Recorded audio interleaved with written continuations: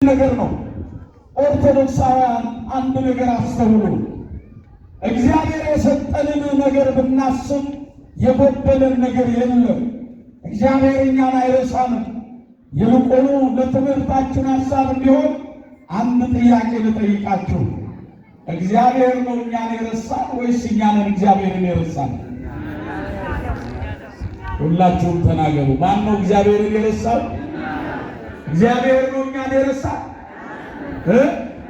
ማን ነው እግዚአብሔርን የረሳው? አዎ እውነት ነው።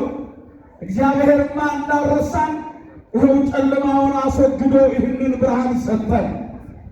ትናንትናን አሳልፎ ዛሬ ላይ አደረሰን። ደቂቃዋን ወደ ሰዓት ይቀይራታል። ሰዓቲቱን ወደ ዕለት ይለውጣል። ዕለቱን ወደ ወራት፣ ወራቱን ወደ ዓመታት ቀይሮ በዝናብ አብቅሎ በፀሐይ አብስሎ በንፋስ አለምልሞ ለዚያ ደርሶናል። ክብርና ምስጋና ለስሙ ይሁን። እኛንን እግዚአብሔርን የረሳነው በዚህ በትንቢተ ኤርምያስ ምዕራፍ 2 ቁጥር 33 ላይ ቆንጆ ሴት ጌጧን ይላል ሙሽራይቱ መዋቢያዋን ትረሳ ዘንድ ትችላለችን ይልና ሕዝቤ ግን ላልተቆጠረ ወራት እኔን ረስቶኛል ይላል። ቆንጆ ሴት ጌጧን ሙሽራይቱስ መዋቢያዋን ትረሳ ዘንድ ትችላለችን? ሕዝቤ ግን ላልተቆጠረ ወራት እኔን ምን ብሎኛል አለ? ረስቶኛል። በዚህ ብቻ አይደለም። ኦርቶዶክሳውያን ኦሪት ዘዳግም ምዕራፍ 8 ቁጥር 33 ላይ የፈጠረህን አምላክህን የወለደህንም እግዚአብሔርን ረሳኸው አለ። የፈጠረህን አምላክህን የወለደህን እግዚአብሔርን ረሳኸው።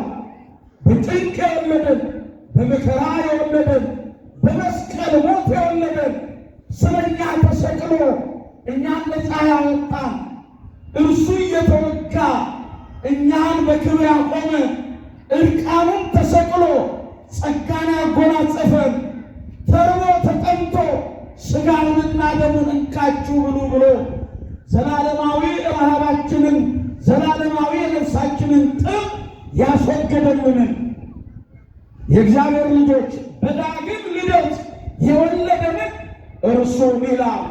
የፈጠረን አምላክህን የወለደህንም እግዚአብሔርን ረሳኸው አለ። ምን አልከው? ረሳኸው። እግዚአብሔርን መርሳት ማለት ማዳኑን መርሳት ነው። ያደረገልንን በጎነት መርሳት ነው። ስለኛ ሲል ስለ ፍቅር የተከፈለውን ዋጋ መርሳት ነው። ያ የተገረፈውን የተቸነከረውን ችንካሩን መርሳት ነው። ከሊጦስጥራ እስከ ቀራንዮ እርጥቡን መስቀል ተሸክሞ የእኛን ሸክም ያስወገደውን የከፈለልንን ፍቅር መርሳት ነው። እግዚአብሔርን መርሳት ዋጋ ያስከፍላል። ኦርቶዶክሳውያን